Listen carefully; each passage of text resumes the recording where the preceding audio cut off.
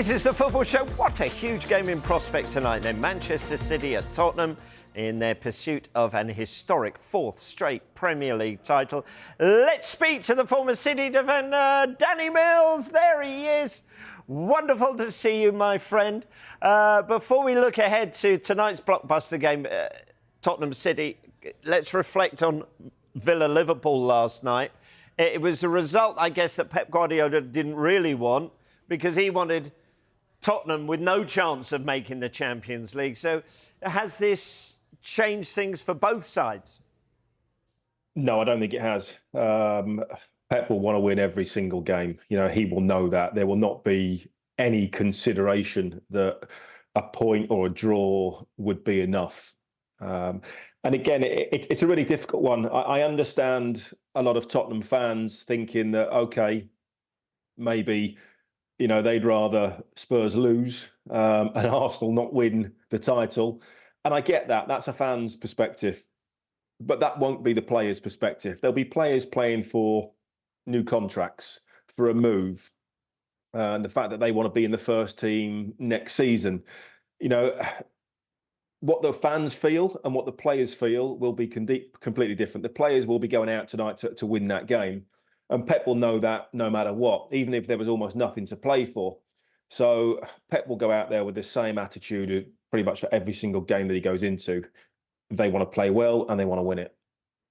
Now, Ange Postecoglou pretty fired up yesterday in his press conference when there was any suggestion that, as you mentioned, some fans, Spurs fans, don't fancy the victory because what it will do to Arsenal and helping them maybe win that first title in 20 years. It is really hard, isn't it? You can put yourself in their position and put yourself as well in the players' position. You briefly mentioned every player wants to win, but have you ever been in a situation like it? I think every player's been in sort of similar situations, you know, with rivalries. For instance, you know, we went to Arsenal, penultimate game of the season in the Premier League, beat Arsenal, and that meant that Manchester United won the title. Now, when you play for Leeds, that's not a great thing. But we wanted to win that game. You know, that was the penultimate game. We could have lost that game and still won our final game of the season and still survived. But there was no chance we were prepared to take that risk. You know, we went all out to win that game. We beat Arsenal at Highbury and it cost them the title. Manchester United win it. You can only control what you control, you know, and as players, you go out there to perform well, to win. And I get it. There's a real difference between the fans because the fans obviously have to live with this for the rest of their lives, you know, for the next several seasons and what goes on. But the mentality for players and people in and around the club is completely different. You know, getting into the Champions League for the players is far more important to Spurs players than stopping Arsenal winning the league. You know, and that's what they have to.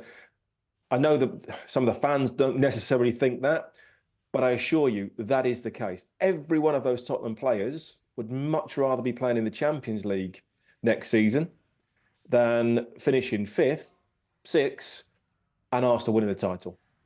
Yeah, well, we've also got to throw into the mix one of these sort of footballing weird occurrences, some sort of voodoo type thing, because if you look at the statistics, if you look at form, Manchester City, you just say, yeah, they're going to win this game. But there is the idea that Pep Guardiola's side have lost 4 of their last 5 in all competitions at Spurs. The only win was in the FA Cup. They haven't scored there in the Premier League, let alone win. What creates these anomalies in football?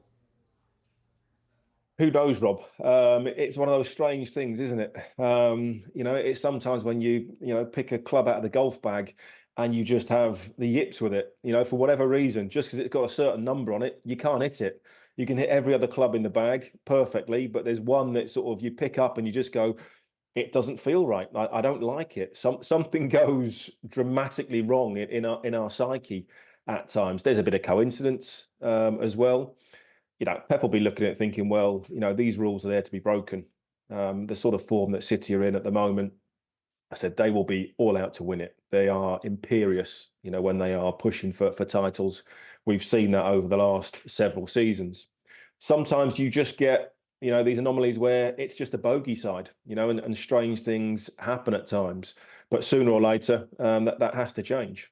You're a Spurs player, though, Danny, going into the game tonight. Can you use that at all? Oh, I'd just be. You're playing against the best team in the world. So if this was me in this situation, you'd be thinking, right, okay, I'm up against some of the best players in the world. Do I want to get embarrassed? No, I do not. So I have to play well. I have to prepare right and have to be right at it. The last thing we want to do is off it and get beat 4, 5, 6, 7-0, whatever that might be, because that would be really embarrassing. That's damaging on a personal level. You're getting to the end of the season. You've then got, 2 or 3 months until you can put that right. If you're going to the European Championships, perhaps, that doesn't bode well for your confidence.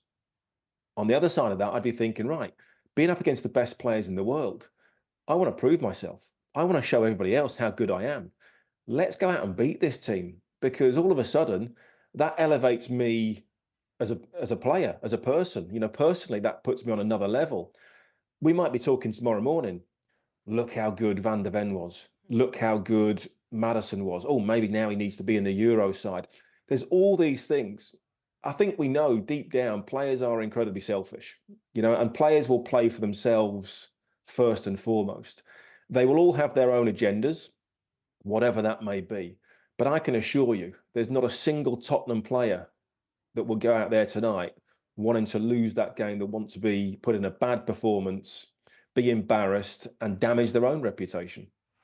Yeah, I'm still thinking about that analogy. It's actually every golf club in my bag. I don't like pulling it. That's just because you're not very good, Rob. Yeah, that's what it is. That's what I'm trying to work it out. But City are very good, aren't they? Thankfully for their fans. They're magnificent. 2 wins from 2. The title is theirs. Do you see any other outcome? It's very, very difficult to look beyond that. I said several weeks ago, whoever wins all their games between now and the end of the season, I think that was with about 8 games to go, wins the title. Simple as that. It looks like City are going to do that. They've got a great chance. Arsenal have pushed them very, very close. If this is going to be the case that City obviously do go on and win it, there's an argument that Arsenal haven't improved. They have dramatically. From where Arsenal were last season to where they are now, whether they come second or whether they win it, they have improved. They are a much better team. They are far more experienced. They're playing better. They're more consistent than ever before. But City have been doing this for 8, 9 years now. Not just under Pep. Before that, they'd won titles. So City have been there. They've run the course several times. They know what it takes in these pressure moments. It's not about always great performances at this stage of the season. It's about winning football matches. Simple as that. And City have a knack in these big games, especially in the Premier League, of winning. Whatever happens on Sunday, Danny, as we reflect on this season, do you think it has been one of the best title races we've seen? So tight with 3 teams for so long, 2 down the final furlong. It's been fascinating to watch, hasn't it? Oh, it has. But I go back to my era. You're probably not old enough to remember. Rob is, that's for sure. But there was often, 2 or 3 teams chasing right till the very, very end. Maybe in my day, Manchester United would just nick it, or obviously there was the invincible season with Arsenal. But there's always been great title races. I think it's been more competitive across the board this year. Obviously, at the bottom end of the table, it hasn't been great. With the 3 teams coming up, being all but relegated. Obviously, Luton need more than a miracle to get out of their situation. But it's been competitive, like last season, where we saw Arsenal push City quite close before that. Before this, we've seen Liverpool and City go toe to toe.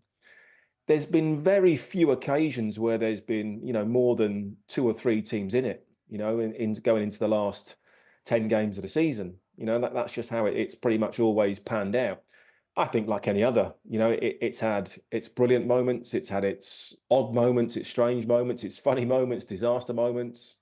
It's been yet again another fantastic season. And I think it's brilliant that it's going down to, the last couple of games and it's so close. Nobody wants the title won by March, and we've seen that before. But we've seen that in every era, you know, in the 80s with Liverpool, in the 90s, early 2000s with Manchester United. And then obviously, you know, Chelsea won it a few times, you know, with a lot of games to go. And obviously City have done the same. It's what happens in football sometimes. But yeah, this season has been fantastic.